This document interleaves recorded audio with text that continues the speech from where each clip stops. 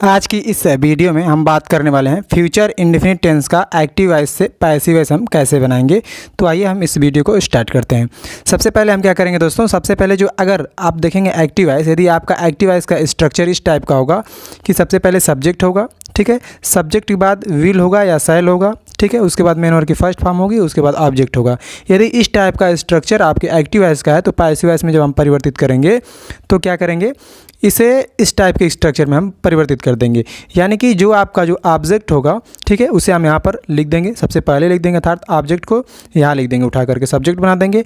और यदि ये जो आपका ऑब्जेक्ट यहाँ पर आया हुआ है, यदि ये ऑब्जेक्ट यदि आई और वी हुआ, ठीक है, मतलब मैंने क्या कहा कि ये जो आपका एक्टिव वॉइस का ऑब्जेक्ट है वो हम पैसिव वॉइस का यहाँ लिख देंगे सबसे स्टार्टिंग में, अर्थात पैसिव वॉइस का सब्जेक्ट बना देंगे। और यदि ये जो पैसिव वॉइस का जो सब्जेक्ट बन रहा है, यदि यहाँ पर आई और वी है, ठीक है, आई और वी है, तो यहाँ पर हम क्या कर देंगे, शैल बी कर देंगे तुरंत। उसके बाद क्या करेंगे, शैल बी करेंगे, फिर उसके बाद मेन वर्ब की थर्ड फॉर्म लगाएंगे, उसके बाद बाई लगाएंगे, और उसके बाद जो यहाँ पर सब्जेक्ट दिया गया है उस सब्जेक्ट को यहाँ कर लाकर लास्ट में लिख देंगे, अर्थात उसे ऑब्जेक्ट हम बना देंगे। ठीक है, आइए हम एग्जाम्पल के माध्यम से समझते हैं, उसके बाद आपको अच्छे से और समझ में आ जाएगा। देखिए जैसे कि दिया गया है she will read a poem, she will read a poem, तो यहाँ पर हमने कहा कि जो ऑब्जेक्ट होगा उसे हम सब्जेक्ट में बना देंगे। ठीक है, तो ए बुक क्या है, ए पोयम आपका ऑब्जेक्ट है, ए पोयम को यहाँ हमने सब्जेक्ट बना दिया। ठीक है, अब ए पोयम जो है इसके साथ क्या लगेगा, विल लगेगा। क्यों विल भी लगेगा, क्योंकि यदि अगर ए पोयम जहाँ पर ये सब्जेक्ट है, अगर यहाँ पर आई और वी होता तो यहाँ क्या लिख देते, शैल भी लिख देते। बात समझ में आई। हमने क्या कहा आपसे, हमने कहा कि ये यदि आपका जो एक्टिव वॉइस, ये आपका एक्टिव वॉइस हुआ, ठीक है, एक्टिव वॉइस क्या है कि she will read a poem. अब इसमें सी क्या है, आपका सब्जेक्ट है, और ए पोयम क्या है, ऑब्जेक्ट है। जब पैसिव वॉइस बनाएंगे तो ये जो ऑब्जेक्ट है इसे हम सब्जेक्ट बना देंगे पैसिव वॉइस का। ठीक है, यानी कि एक्टिव वॉइस का जो ऑब्जेक्ट है वो पैसिव वॉइस का सब्जेक्ट बन गया। ठीक है, और ये जो सब्जेक्ट बना है ए पोयम, अगर ए पोयम की जगह आई और वी होता तब यहाँ हम शैल बी लिख देते। बात समझ में आ गई। अगर आई वी की नहीं होगा तो हमेशा क्या लिखेंगे, विल भी लिखेंगे। बस कब शैल बी लिखेंगे, जब आई और वी होगा तभी आप शैल बी लिखिएगा। बाकी अदर कोई भी सब्जेक्ट आएगा सबके साथ क्या लिखेंगे, विल भी लिखेंगे, चाहे किसी का भी नाम भी आ जाए तब भी। ठीक है, तो ए पोयम यहाँ पर आ गया, ए पोयम के साथ क्या लगेगा, विल भी लग जाएगा, और फिर रीड का थर्ड फॉर्म हो जाएगा रीड, और उसके बाद थर्ड फॉर्म बाई लगाते हैं, और सी जो इधर सब्जेक्ट आपका है, ठीक है ना, यहाँ पर जो सी आपका सब्जेक्ट है उसे हम ऑब्जेक्ट बनाएंगे, तो सी जब इधर आएगा ऑब्जेक्ट बनेगा तो हर हो जाता है। यदि आपका यहाँ पर सी सब्जेक्ट है तो ऑब्जेक्ट बनेगा तो हर हो जाएगा। ठीक है, यदि ऑब्जेक्ट इधर हर है तो इधर जब सब्जेक्ट बनेगा तो सी हो जाएगा। बस ये परिवर्तित होता रहता है। ठीक है, इसके बाद हम दूसरा देखते हैं।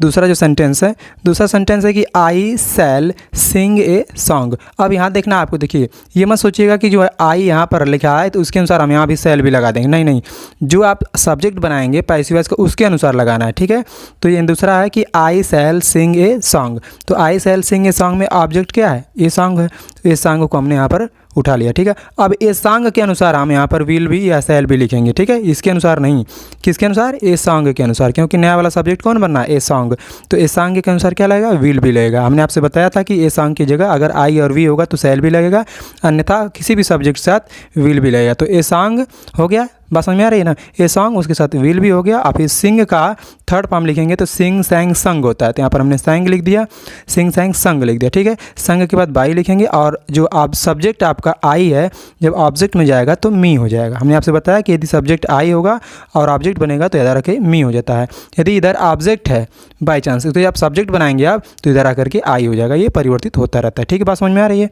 चलिए नेक्स्ट वाला देखते हैं हम। नेक्स्ट जो सेंटेंस है कि she will teach me, she will teach me दिया। ठीक है, अब इसमें आपका सब्जेक्ट सी हो गया और ऑब्जेक्ट क्या हुआ, मी हो गया।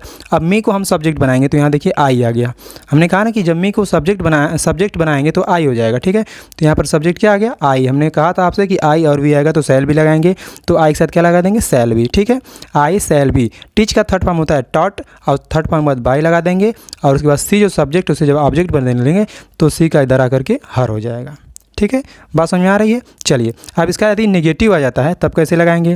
ठीक है, नेगेटिव सेंटेंस आता है यदि तब कैसे लगाएंगे। देखिए यदि दे दिया कि she will not play cricket, they will not play cricket. ठीक है, they will not play cricket. अब इसमें देखिए क्रिकेट आपका ऑब्जेक्ट है तो इसे हम लिख देंगे यहाँ पर।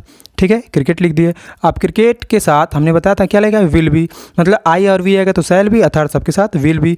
तो क्या करेंगे, जब यदि आपका एक्टिव वॉइस नेगेटिव हो जाएगा, ठीक है, तो विल और बी के बीच में क्या जोड़ देंगे, नॉट जोड़ देंगे। सेल और विल के बीच में क्या देंगे, नॉट जोड़ देंगे, अर्थात सेल बी और विल बी के बीच में हम क्या देंगे, नॉट जोड़ देंगे। ठीक है, तो आइए देखते हैं।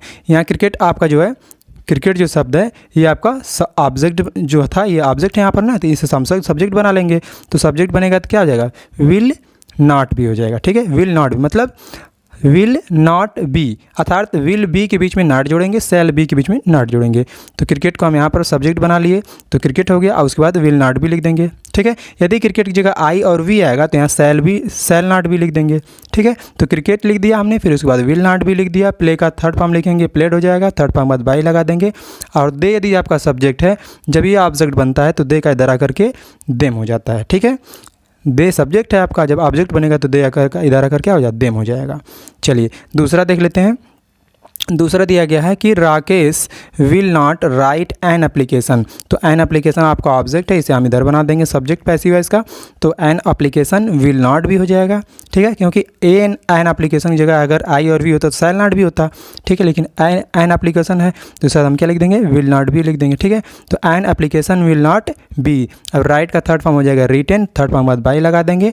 और यदि राकेश यहाँ पर नाम, इसे जब सब्जेक्ट है ऑब्जेक्ट में बदलेंगे तो नाम का कोई परिवर्तन नहीं होगा। ठीक है, नाम वही रहता है, राकेश है तो राकेश रहेगा, शीला है तो शीला है, राधा तो राधा है, जो भी रहेगा सब्जेक्ट वो ऑब्जेक्ट में आकर के वही नाम ही रहता है। ठीक है, अब आइए हम देखते हैं, यदि आपका जो पैसिव वॉइस है वो एक्टिव वॉइस यदि आपका जो है इंट्रोगेटिव सेंटेंस हो जाए तो पैसिव वॉइस क्या होगा, देखिए जैसी आपकी एक्टिव होगी उसी टाइप की पैसिव होगी।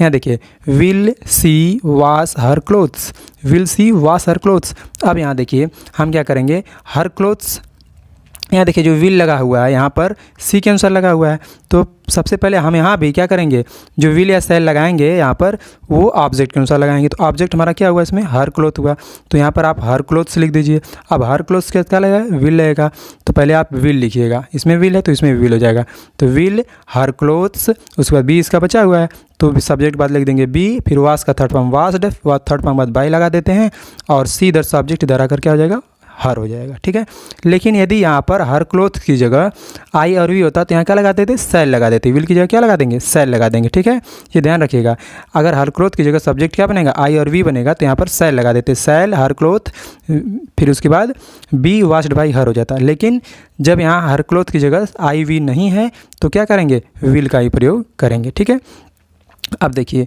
नेक्स्ट देख लेते हैं।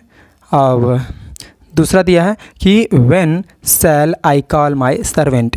अब इसमें माई सर्वेंट आपका ऑब्जेक्ट है, उसे हम सब्जेक्ट बनाएंगे तो हो जाएगा माई सर्वेंट। ठीक है, लेकिन उससे पहले एक बात और ध्यान देनी है आपको कि यदि आपकी जो एक्टिव वॉइस है WH से स्टार्ट होती है तो WH को हम पहले हम अपने पैसिव वॉइस में भी लिख देंगे। यहाँ देखिए WH से स्टार्ट है व्हेन से, तो व्हेन हम पहले क्या करेंगे, यहाँ पे लिख देंगे एज इट, उसी तरह लिख देंगे। ठीक है, अगर व्हेन वाट कुछ भी आ रहा है एक्टिव वॉइस से स्टार्ट हो रही है तो वही हम उतर के यहाँ पे लिख देंगे।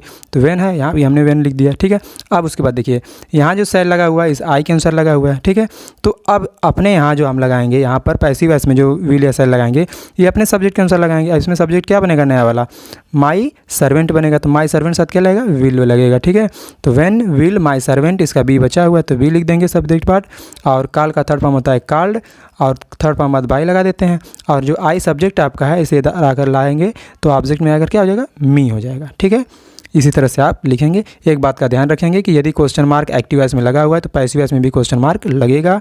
ठीक है, यदि एक्टिव वॉइस आपकी WH से स्टार्ट हो रही है तो पैसिव वॉइस भी WH से स्टार्ट होगी। ठीक है, तो आपसे मिलते हैं अगली वीडियो में, तब तक के लिए जय हिंद।